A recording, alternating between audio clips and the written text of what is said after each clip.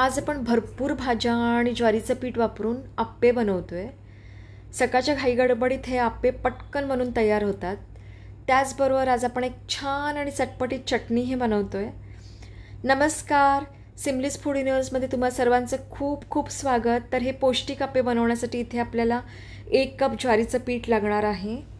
अर्धा कप मी इथे रवा घातलाय। एक मध्यम आकाराची काकडी मी खिसून घेतली आहे, ती जवळपास पाऊण कप आहे, ती मी ह्यात घालून घेतली आहे। एक बारीक चिरलेला कांदा, एक बारीक चिरलेला टोमॅटो, थोडीशी कोथिंबीर, 1 चमचा आलं लसणाची पेस्ट, चवीपुरतं मीठ, पाव चमचा हळद, पाव चमचा गरम मसाला, अर्धा चमचा तिखट आणि 1 छोटा चमचा तीळ घातलाय आणि ते छान मी मिक्स करून घेतलंय।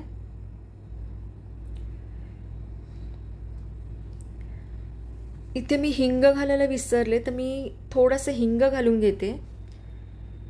2 चिमूट मी इथे हिंग घालून घेतलाय आणि परत एकदा हे सगळं मिक्स केलंय मी।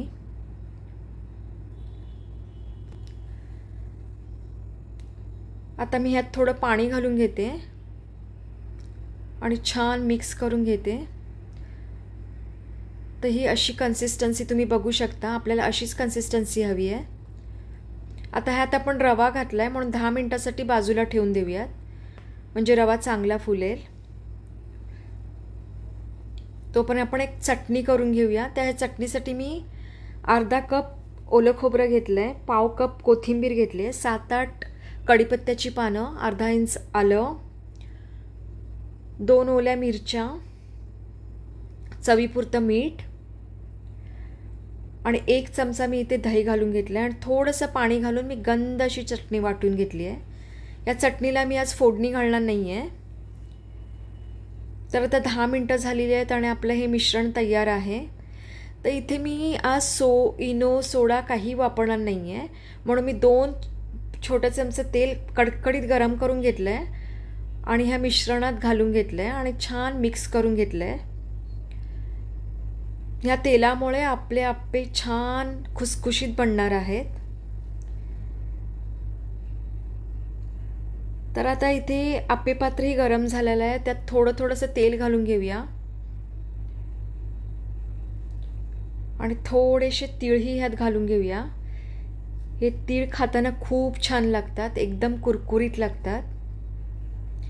आता 1-1 चमचा मिश्रण मी या आप्पे पात्रात घालून घेते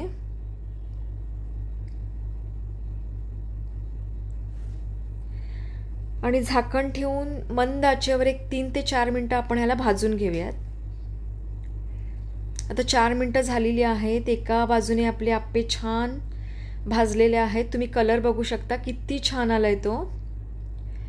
आता असंच परतून दुसऱ्या बाजूने आपल्याला 2 ते 3 मिनिटं छान भाजून घ्यायचे आहे। आता आपण झाकण न ठेवता हे आप्पे दुसऱ्या बाजूने भाजून घेणार आहोत। ह्यात आपण भरपूर भाज्या घातल्या आहेत, ज्वारीचं पीठ वापरलं आहे, यात इनो सोडा कशाचाही वापर केलेला नाही आहे। हे पौष्टिक आप्पे तुम्ही एकदा करून पहा, तुम्हाला भरपूर आवडतील।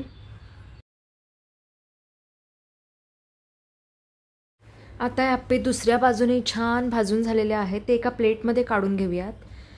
आणि हा व्हिडिओ जर तुम्हाला आवडला असेल तर प्लीज माझ्या व्हिडिओला लाईक करा, शेअर करा, सबस्क्राईब करा आणि असेच नवीन व्हिडिओ पाहण्यासाठी पाहत राहा सिमलीज फूड युनिवर्स। धन्यवाद।